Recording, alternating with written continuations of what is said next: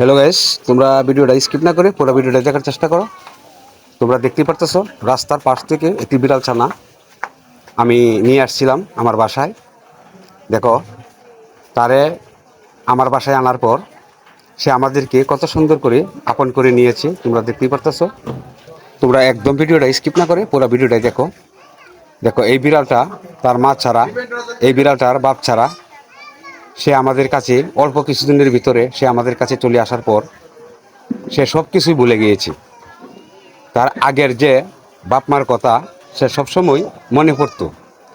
এখন বেশ কিছুদিন ধরে সে তার বাপ মার কথা মনে পড়ে না। সে আমাদের সাথে কত সুন্দর করে একত্র হয়ে আমাদের ফ্যামিলিতে সে ঢুকে গেছে।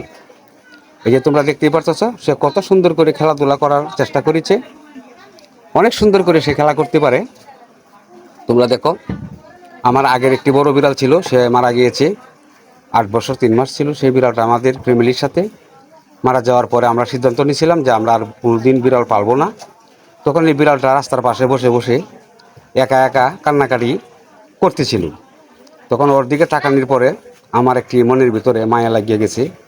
তখন এরে আমার মতো করে আমার বাসায় আমি নিয়ে আসলাম। নিয়ে আসার পরে সে দেখো একবারে ছোট্ট ছিল। প্রতিদিন তার জন্য 1 পা করে গাভীর দুধ আমি রুজি না করিয়া এই বিড়ালটারে খাওয়ানোর জন্য চেষ্টা করি।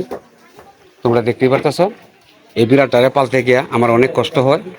রাত্রে 2বার 3বার করে উঠে উঠে এই বিড়ালটারে দুধ খাওয়াইতে হয়। এরপরেও আমি কষ্ট কিছু মনে করি না, যেহেতু বিড়ালটা বেঁচে থাক। অনেক দিন যাবৎ বিড়ালটা আমাদের সাথে আছে।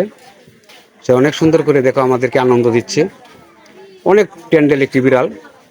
আমি সবচেয়ে বেশি এই বিড়াল নিয়ে ভিডিও করতে আমি বেশি পছন্দ করি। তোমরা দেখতেই পাচ্ছ। যদি আমার ভিডিওটা ভালো লাগে অবশ্যই লাইক শেয়ার কমেন্ট করবা। অবশ্যই তোমরা আমাদের পাশে থাকবা। তোমরা অবশ্যই আমাকে চিনে গেছো। আমি হীরা দেবনাথ হীরা। আমি দীর্ঘদিন যাবৎ আমি ইউটিউব চ্যানেল নিয়ে কাজ করতেছি। তোমাদের ভালোবাসায় এখন পর্যন্ত আমি তোমাদের পাশে থাকতে পারতাছি। যদি আমার ভিডিওটা ভালো লাগে অবশ্যই আমার চ্যানেলটা শেয়ার করে দিবা। তোমরা অবশ্যই আমার পাশে থাকবা। যে নিত্য নতুন ভিডিওগুলো তোমরা অবশ্যই বিড়ালের পায়ে যাইবা।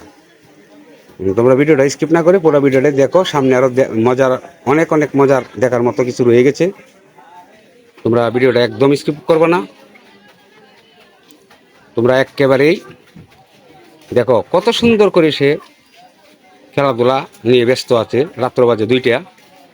আমি এখন দোকান বন্ধ করার পর আমি এখন বাসায় আসছি তাকে নিয়ে। সে কত সুন্দর করে খেলাধুলা করার চেষ্টা করেছে।